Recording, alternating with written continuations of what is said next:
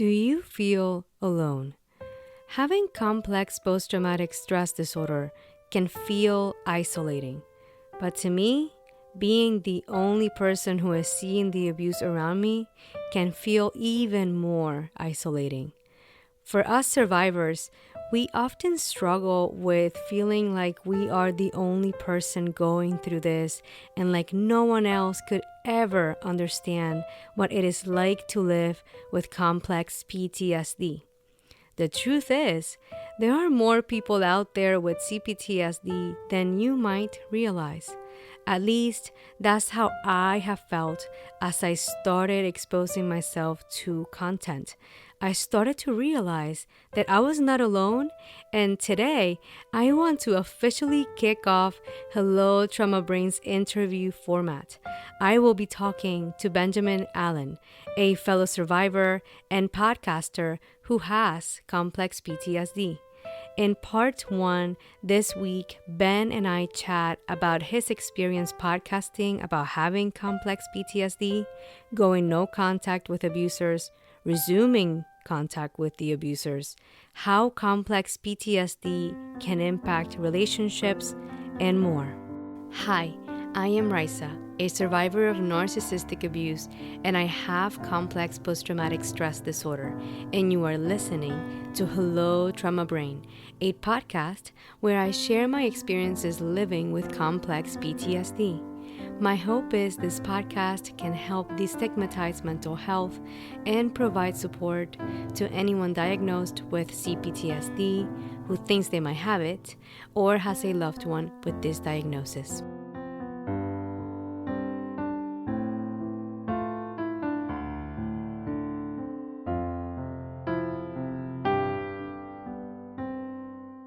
Quick reminder, I am not a licensed psychologist or mental health care professional, and this podcast is not meant to replace nor substitute the care of psychologists, other mental or medical health care professionals. If you think you might have complex PTSD or PTSD, please reach out to your primary care or mental health care provider. Any individuals and resources mentioned in this episode are not sponsoring Hello Trauma Brain. The views, thoughts, and opinions expressed by this week's guest are solely their own and do not represent the views, thoughts, and opinions of Hello Trauma Brain and the host. This episode may reference trauma or abuse, and listener discretion is advised. Remember, you can always pause or skip this episode at any time. And now, let's get back to the episode.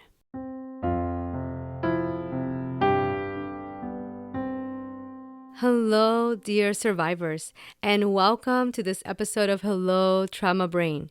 Thank you for joining me today. If you are listening on YouTube, a gentle reminder to hit the like button to let me know this episode was helpful. Quick check-in.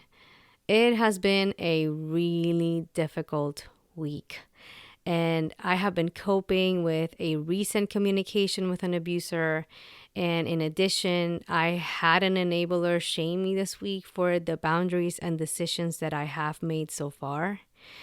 It has been an unsettling week, and I am hoping this upcoming week is as boring as it comes. Quite frankly, if I have no check-in this week because nothing happened, I will be happy.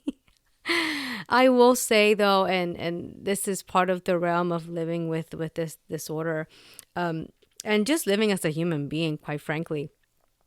Not everything this week was horrible. I did have some significant wins too, and some moments where I felt so joyful and seen and heard and validated and supported. And it's just, it's quite baffling how I can go from having a really horrible day to maybe like 2 days later feeling so ecstatic about something, to then taking another dip and so on and so forth.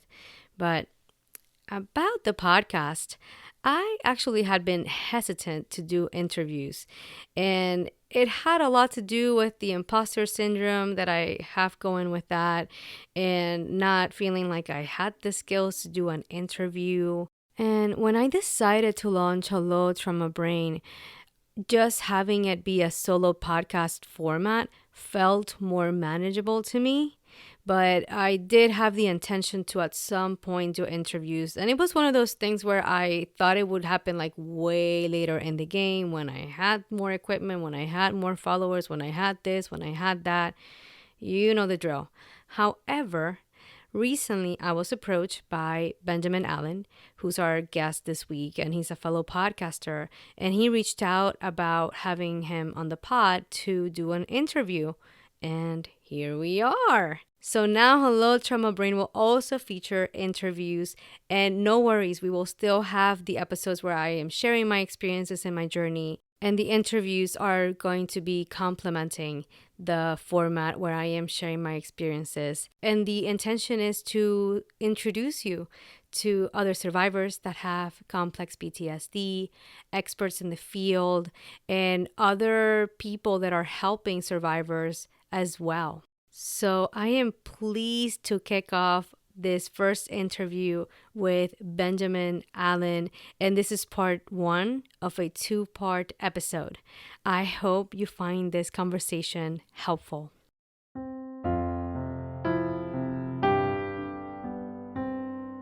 All right, survivors, I am thrilled to welcome today Benjamin Allen.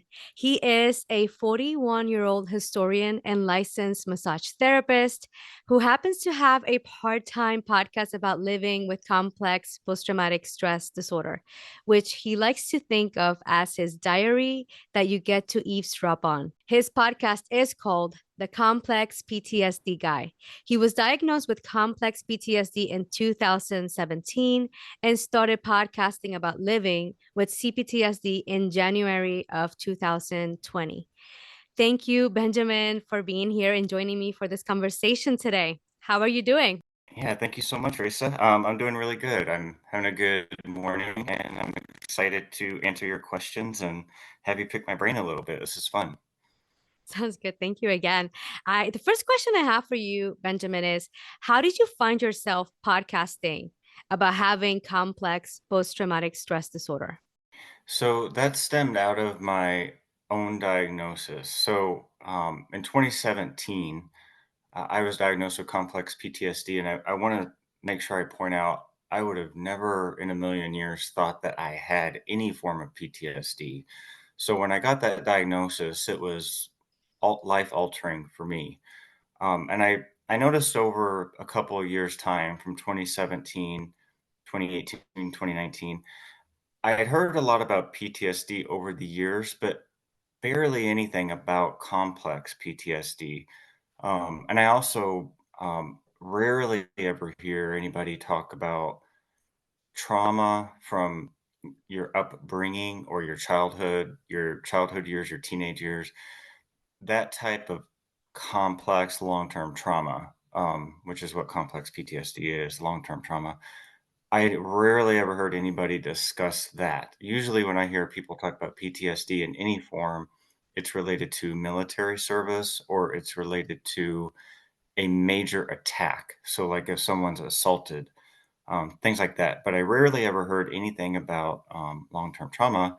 So, that's where a lot of it came from. And I should point out when I was first diagnosed, I thought that I was only diagnosed with PTSD, and it was actually a military veteran who said to me, "You have complex PTSD," when I described my type of trauma.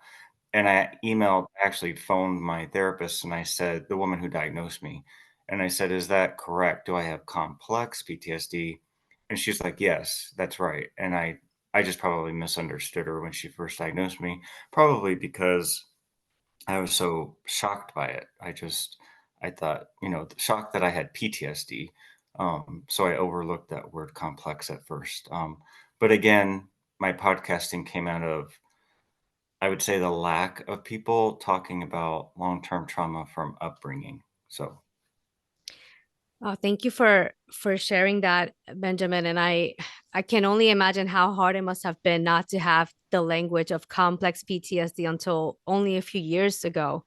And when I hear you talking about your experience, you know, I have to say, like, I've been doing therapy for I started in 2016, and I've seen quite a bit of them, and none of them said complex PTSD, and one of them said only like secondary PTSD at one point. Like I didn't have the language either.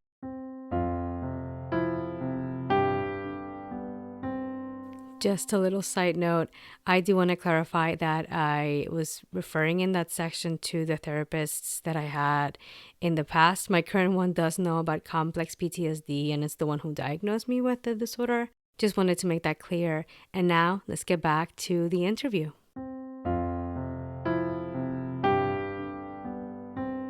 I think the field, like, they're still catching up to understanding what complex PTSD is, and I agree with you. There's not a lot of voices out there that are describing what this feels like and how it really works in terms of how long term it is. It's not just like 6 months.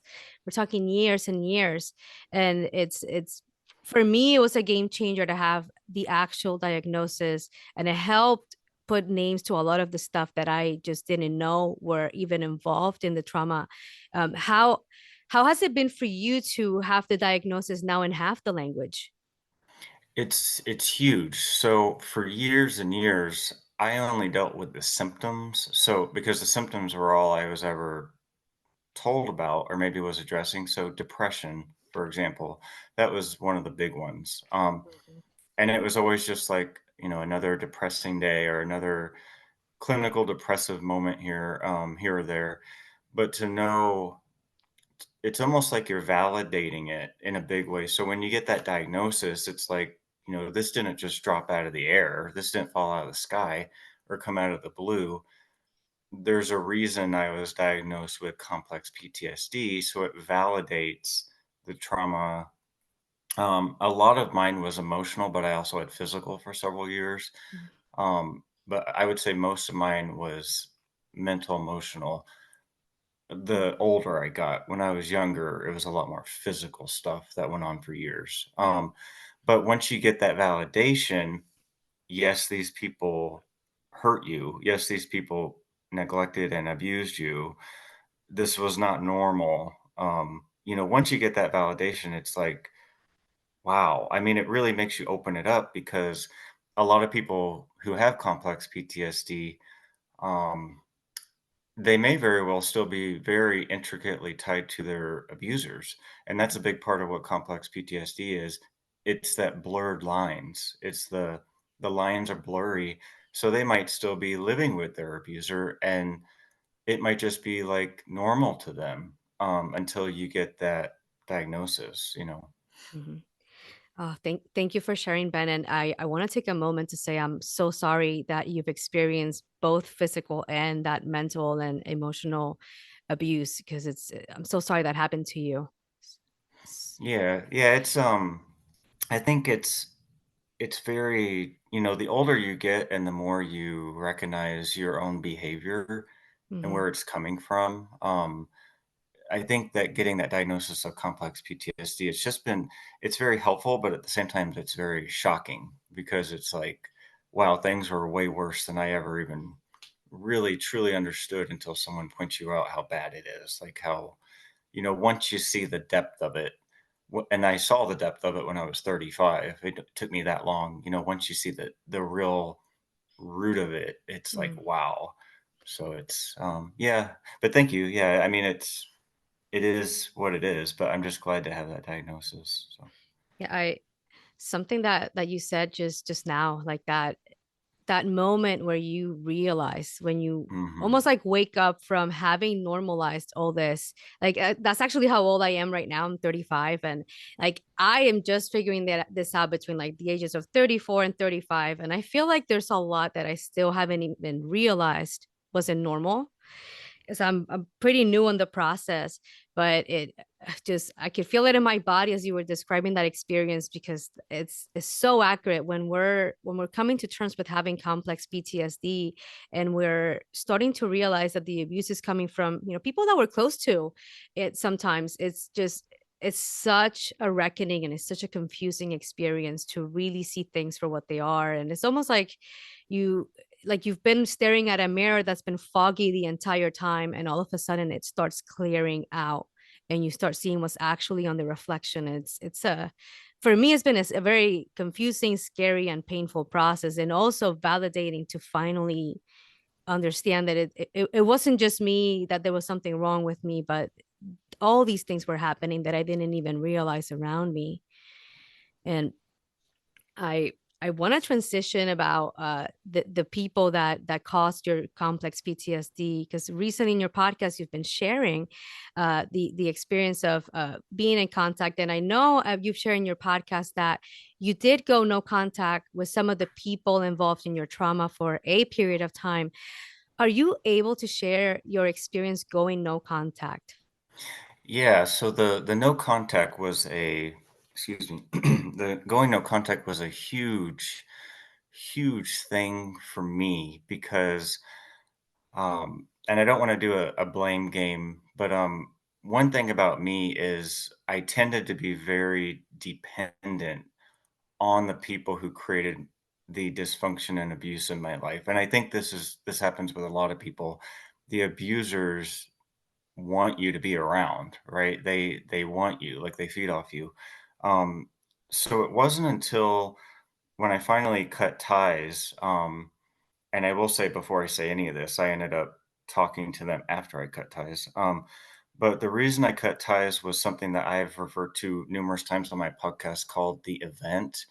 And the reason I call it the event is I'm not going to name the names of the people who were abused in front of me, because that's their own personal stuff. I can't just talk about somebody else's, you know, legal things, I guess you could say. Um, but what happened basically, and why I went no contact, was I had a blindfold removed, and that's a metaphor. So it was almost as if I'd been wearing a blindfold the first 35 years of my life to how bad things were. And I had that blindfold removed the day somebody who was very close to me was physically assaulted and put into the emergency room, because because they got beat up basically. And what made me go no contact was my abuser's response to what happened to this person.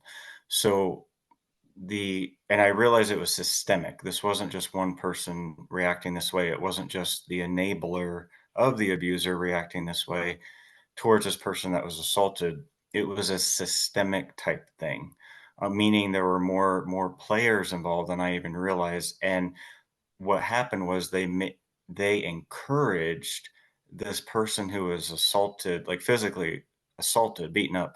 They encouraged this person to stay with the abuser. And I was like, "Whoa, what are you talking about?" Like it woke me up to where it was almost as if an invisible person was shaking me saying, "Wake up. This is the root of it. This is how bad it is." They are encouraging this person to stay with someone who put them in the ER. And the excuse they use was the person that assaulted them was drinking. So if they weren't drinking, then they wouldn't have done it. Wow. And I was like, no, no, no, this is, they would have done it. I was like, this person was totally out of control over jealousy. Mhm. Um, and so that's where I went no contact. And then your viewers might wonder, well, why would you talk to these people again?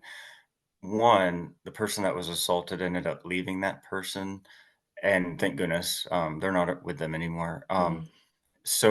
And they still talked to the people that abused me, and it was just a whole dynamic of there were people I was shutting out Mhm. who had nothing to do with my abuse, who were intricately tied to my abusers. Mhm. And one of them passed away, and I wasn't going to miss her funeral. It Mhm. was an older person. I wasn't going to miss her funeral because I'm not talking to the people who abused me. It just would have been, I just couldn't do that. That Mhm. was really what cracked it, was I wasn't going to miss this person's funeral. So I went, and that was the first time I had seen any of them, Mhm.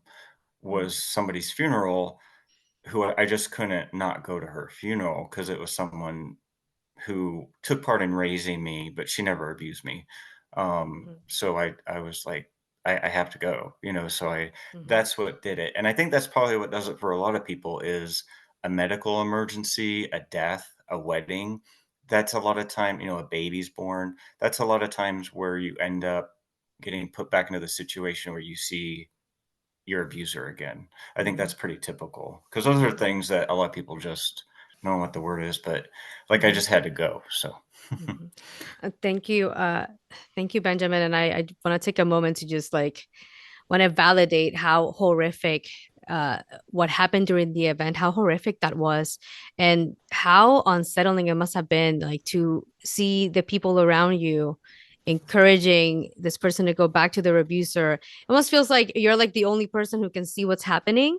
And I find that for me has been like that. And I like from talking to other survivors, like it tends to be such an isolating experience because the whole system is trying to keep the status quo, and then there's usually like the one person that's seeing what's really happening.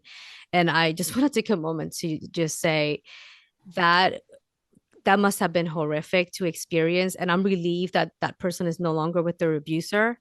And you had it right, you really did. Like that's how insidious this stuff is. And another thing that I want to highlight from what you just said is just like the PTSD form that we have is like the complex.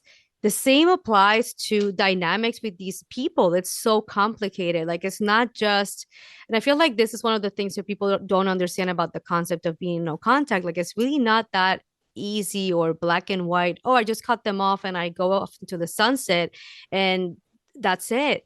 Like there are other people involved, and there's times where you do want to go to the funeral or you want to support a loved one when they're getting married and you want to be there for them, and other people are also attending, and it's a complicated decision to make.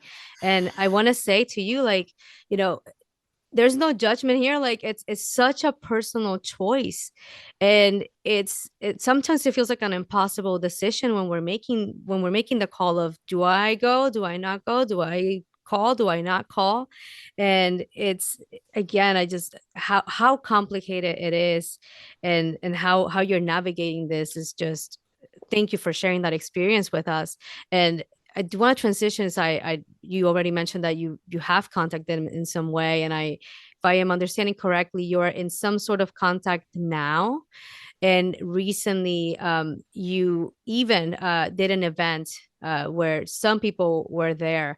Can you walk me, through the process of preparing for that interaction and the process of resuming contact with some of the abusers? yeah, and I'm so glad that I went to so it was Thanksgiving is what it was. I'm Mm-hmm. just so glad that I went, and um, the reason why I'm glad is the result of it was so much better than I thought it was going to be. So there's a lot of things that played into this.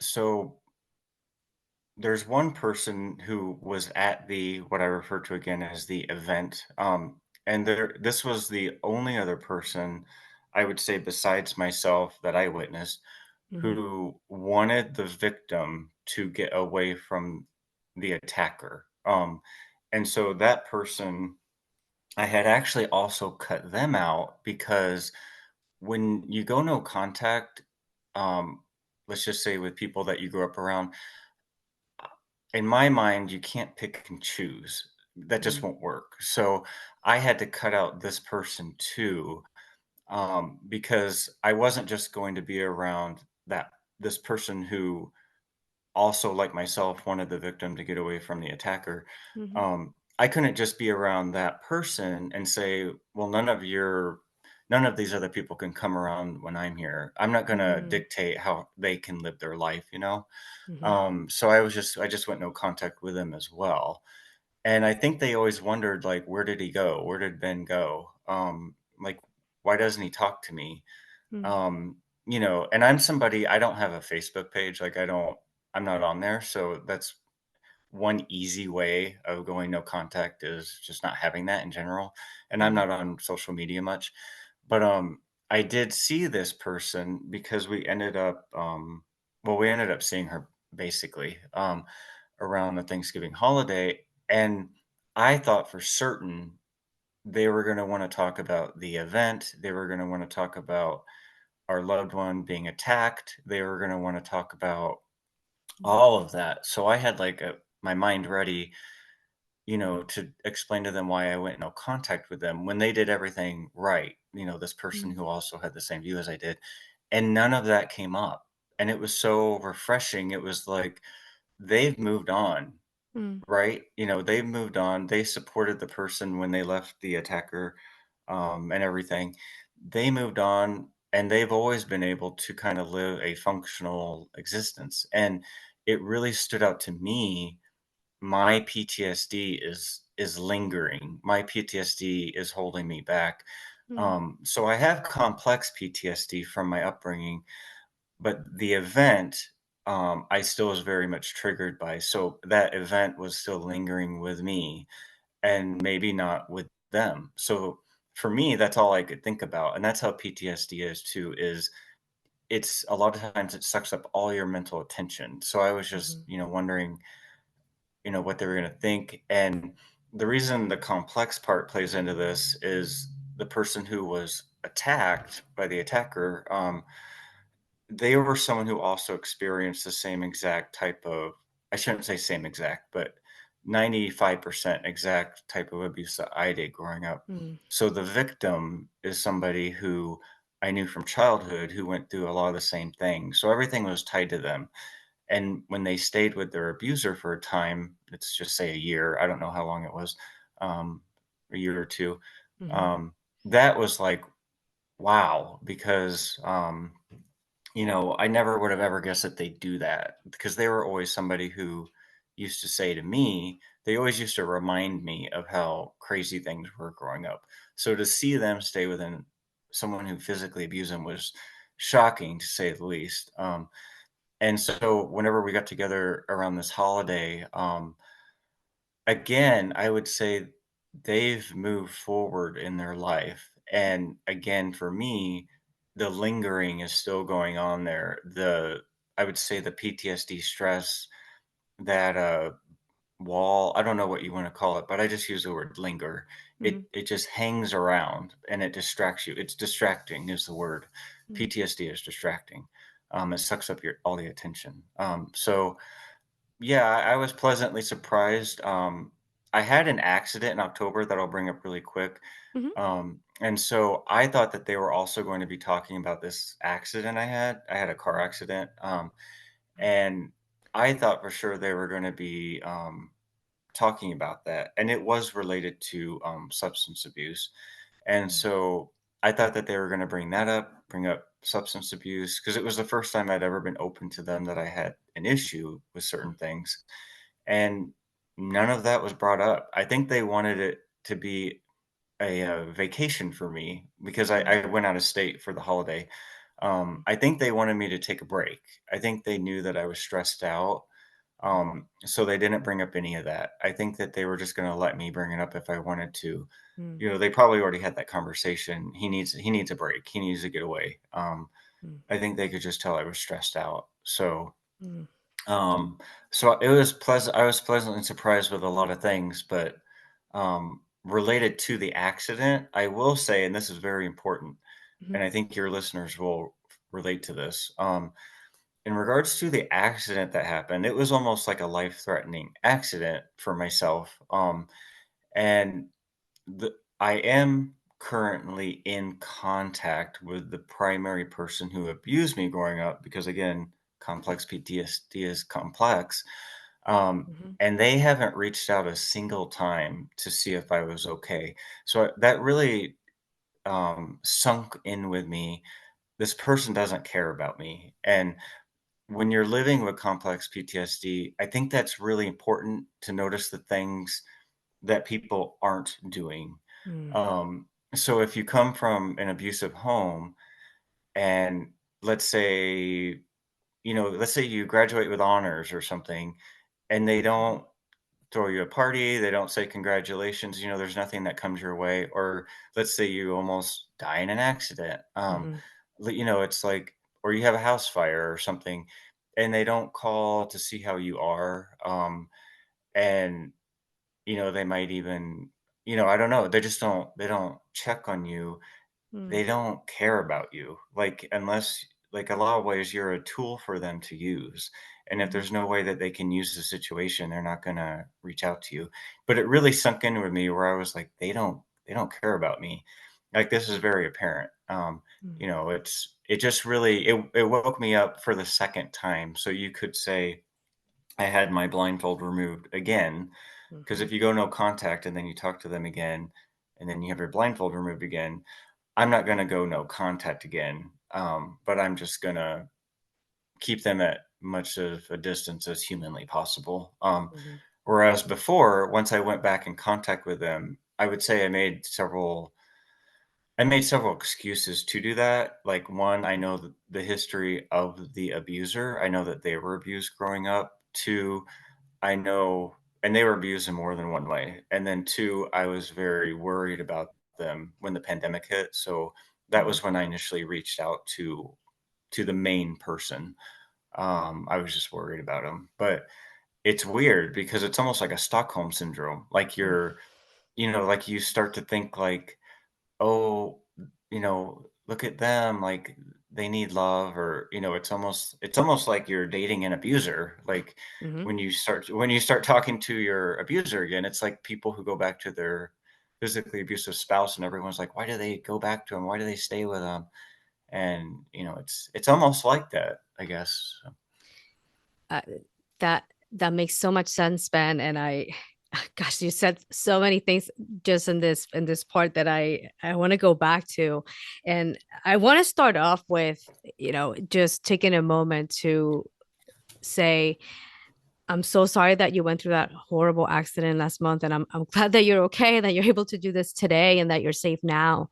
But one thing that as you were talking, I felt it in my body was how painful it must have been, to realize that this person did not reach out to you, and how you realize, gosh, they don't care, and how painful that is. And as I was listening to that, I thought, damn, like I do remember, 'cause you have, and I'll disclose this to the listeners now. I'm actually a listener of Ben's podcast, and I remember when you shared in your episodes, that you had the accident, and all the stuff that you were going through during that time. And I remember sending you a voice message, and for lack of a better word, I'm a complete stranger here, and I just want to take a moment, like expecting or like thinking that someone that cares about you would reach out. Like that's a normal expectation. Like that's usually what should be happening. And I'm so sorry that didn't happen for you with this person, and how painful that must have been.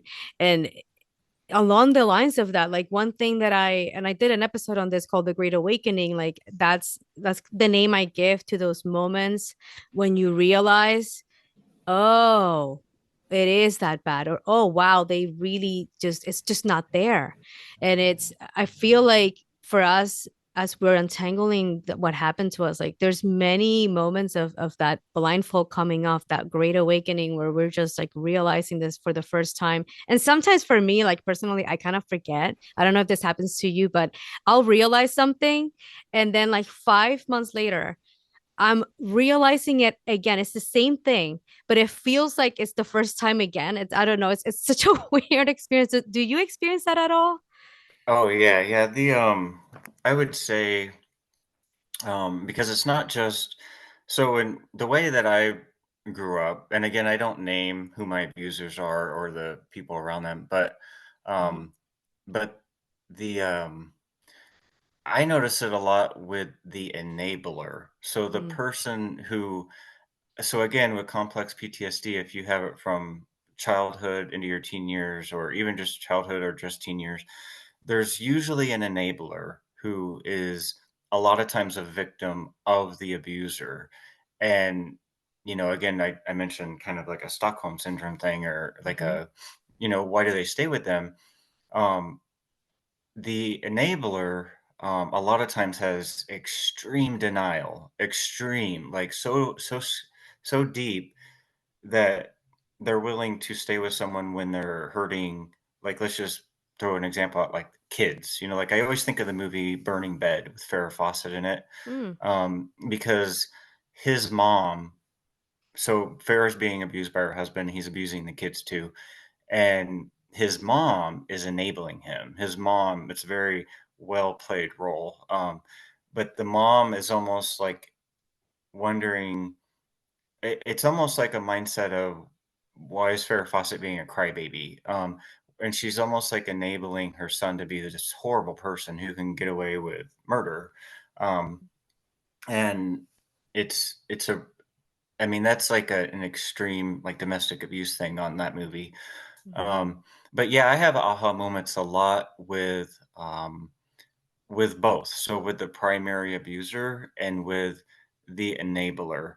And I will say my dynamics are possibly a bit different, because I do believe that there's also aspects of Munchausen, and that's my own diagnosis. I could be wrong there, but Mhm. for years I used to think that my abuser was a hypochondriac, but I truly believe it's Munchausen. So, and Munchausen is a whole that's a real thing. So, like, if your listeners are listening, to this, and they're trying to put into words, how can you explain a true abuser? I would say look at Munchausen, because someone with Munchausen is willing to hurt themselves to make sure you think that they are sick. And Munchausen by proxy is when it's their kid. They're using their kid to do that. But Mm. a person with Munchausen, like, they'll scar their arms up to make it look like they have a disease, or they'll make their teeth fall out to make it look like they're sick, like they'll poison themselves. I mean, that's what I'm talking about in regards to, like, narcissistic abuse.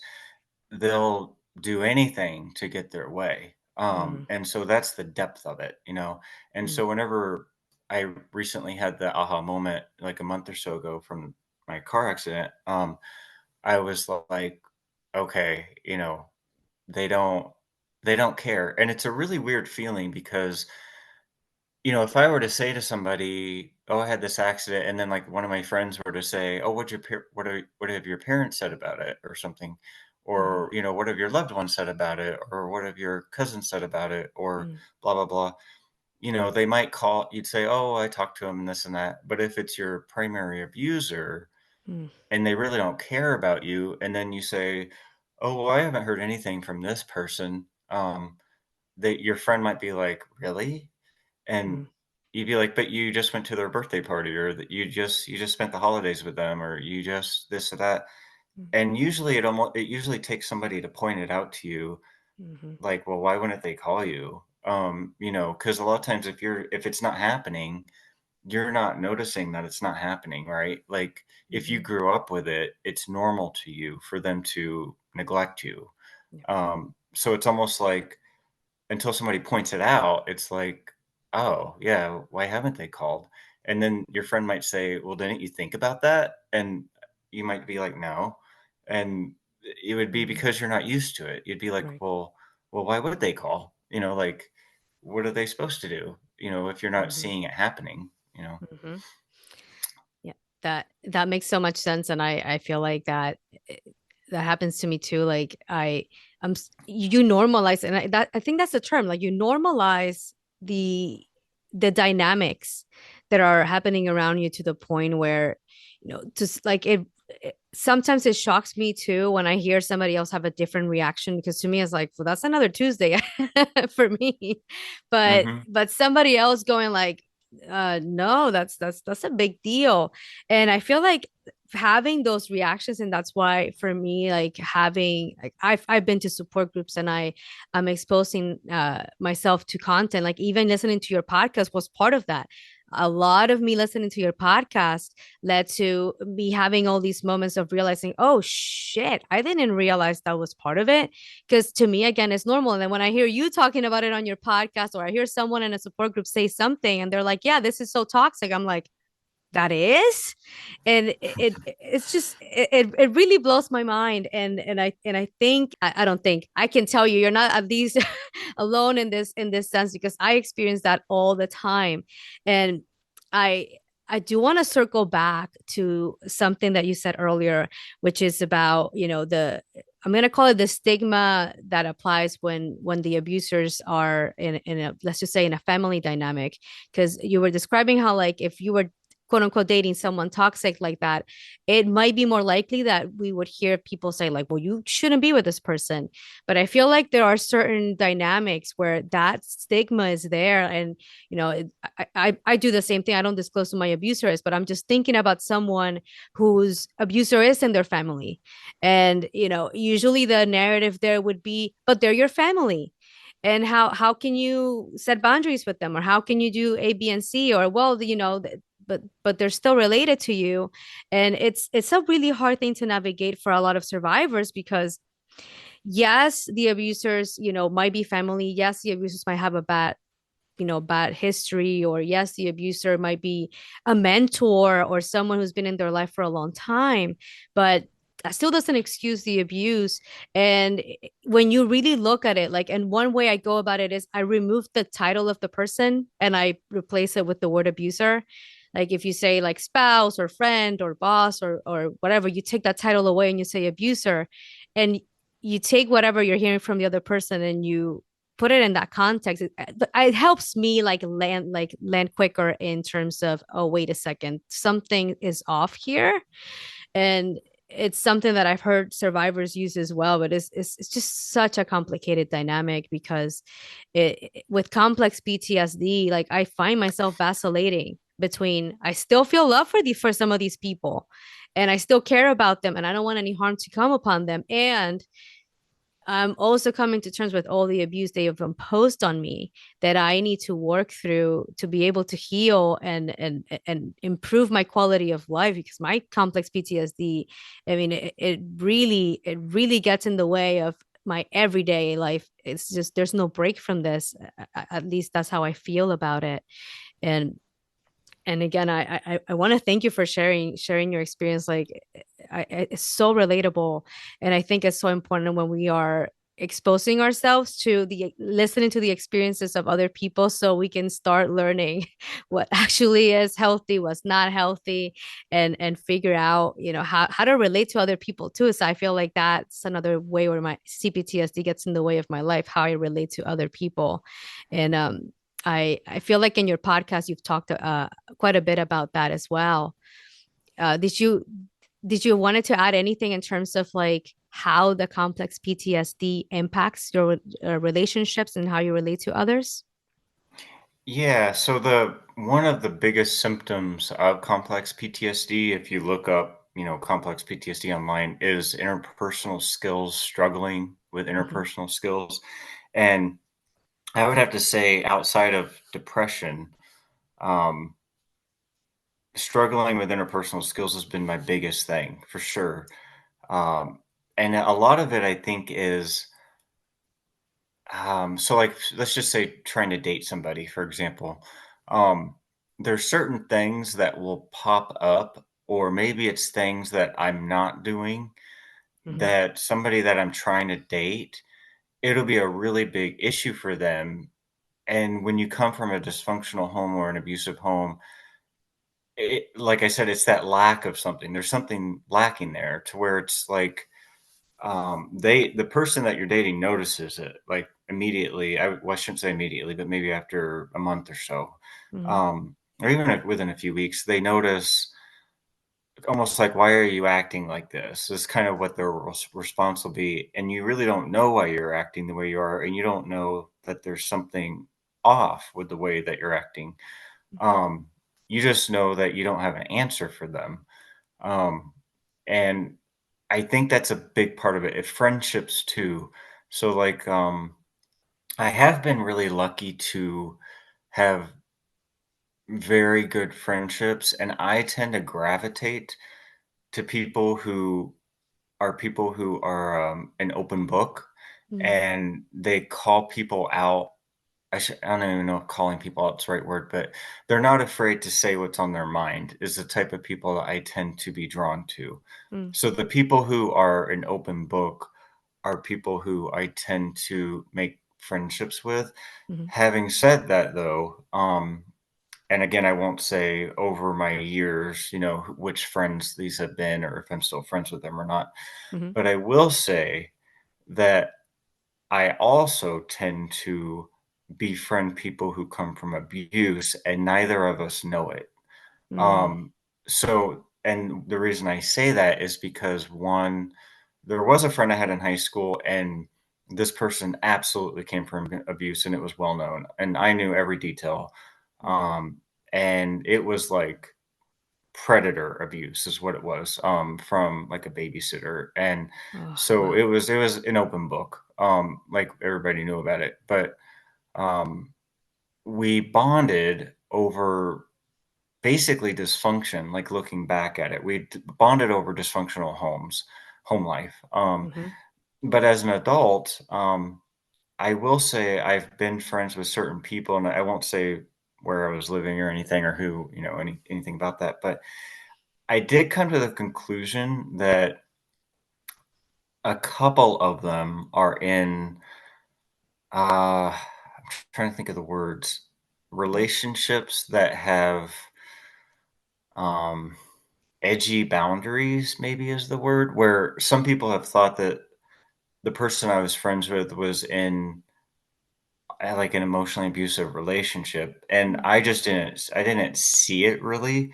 mhm, I just thought, "Well, they're just arguing," mm, in my book because, again, maybe it's normal to me, mhm, to where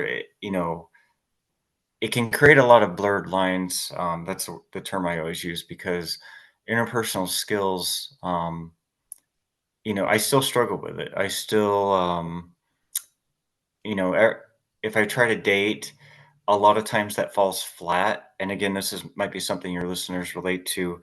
mm, And so what I end up doing, and I've done this in my adult life, and I'll be very candid here.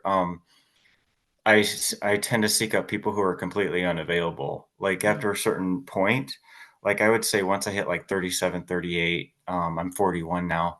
Um, once I hit 37, 38 and things still weren't working, mhm, I started to just seek out people who were completely unavailable, and I knew that I would never have to think about dating them. mm, Like I knew it would never go anywhere, and they were fine with that too. And a lot of times that just doesn't work because then you find another person that you can do that with if mm, that person's not available when you want them. And then that just creates a lot of discord and they're not being open with you about their own personal life. Like maybe they're actually with someone and they're just not telling you because you guys aren't dating anyway. So mhm. it can just create a lot of problems when it seems so easy. Um, so yeah, I think, that struggling with interpersonal skills, it's just very disorienting. Um, so Yeah, thank you for sharing that, Ben, and for being so vulnerable. Because I feel like when we get into these topics, it's quite it's quite the intimate conversation. And I have to say, as I heard you talking, like I was just like, yep, it just makes so much sense. And I've seen the struggle in my own life with like the dating where like I'm single right now and I just feel like for normal people like they're like, "Oh yeah, like let's get back on the apps or dating or do the thing." And for people like us like that's the bear to me. Like when I think about dating someone, that's like the tiger in the woods. Like it's a huge trigger. A lot of my stuff comes out when I am in romantic relationships. And it makes so much sense when I'm hearing you describe like how it can you see it bleeding through when you're trying to date people and that unavailable thing is like my mantra. I feel like I people like us we tend to like I've seen it in so many YouTube channels like that going for the unavailable person. And also for me, like I don't know what unavailable is. Like I for me, unavailable used to just mean like if they were dating someone and there's so many other factors that are involved in what an emotionally unavailable person can be. And I just had no fucking clue. And with your friendships, I also wanna highlight that and just let you know that you're not alone in that struggle too. It's so hard for me, and I think friendships is. It sounds like it's a space where you're able to still create those relationships, and I say that's the same for me. And I don't know why friendships is easier than the romantic relationships, except for like the theory of you do have more intimacy in a romantic relationship. And for someone with CPTSD, like, and I'll speak for myself here, I don't want to impose how you feel about this, but I personally feel like the more intimate the relationship, the worse, the worse my CPTSD symptoms will get as the relationship keeps going. And yeah, it's just reflecting on that. And thank you again for sharing that, Benjamin.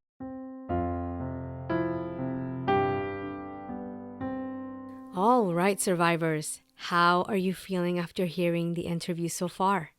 I invite you to take some time to reflect and take in my conversation with Ben up to this point. You are so welcome to join me next week for part 2 of my interview with Benjamin, where Ben shares the tools he uses to help reduce his CPTSD symptoms and his experience realizing the problematic behavior of abusers and enablers. Ben will also read some of his original poetry, which has helped him heal and process his experiences, and more. I will be linking Ben's podcast, The Complex PTSD Guy, to the show notes. Please stay tuned for this week's healing invitation.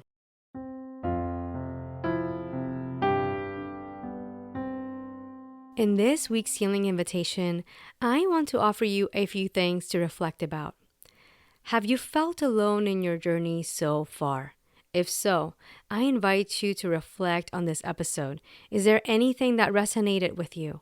Something that you did not realize was a part of having complex PTSD until you heard Ben or I talk about that symptom or experience? How does it feel to hear that you are not alone? I invite you to take steps to begin building a community. It can be a virtual one, where you hear from other individuals with similar experiences to yours.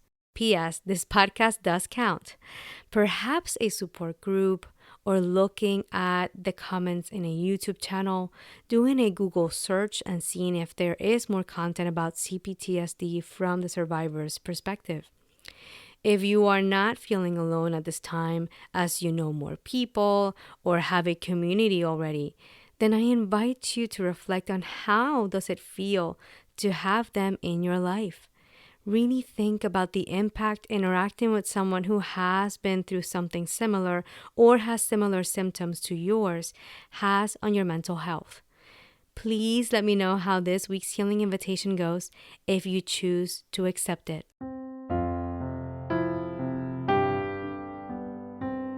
Before we wrap up this episode, all music and production is courtesy of yours truly.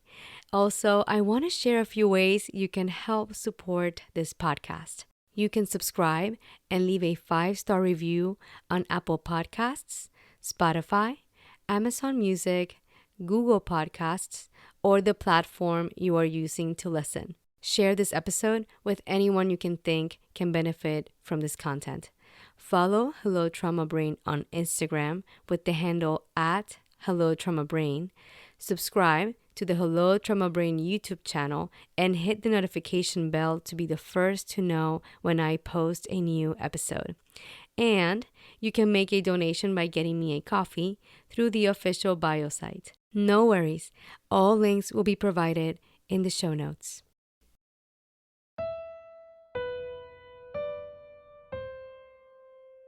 Thank you for joining me and Ben today. I hope you found this episode helpful. I wish you the best as you continue building community and healing.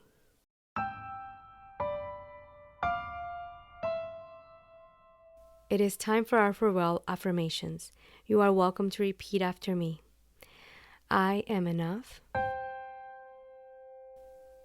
I am lovable. And I deserve to heal. I wish you a gentle week, and thank you for listening.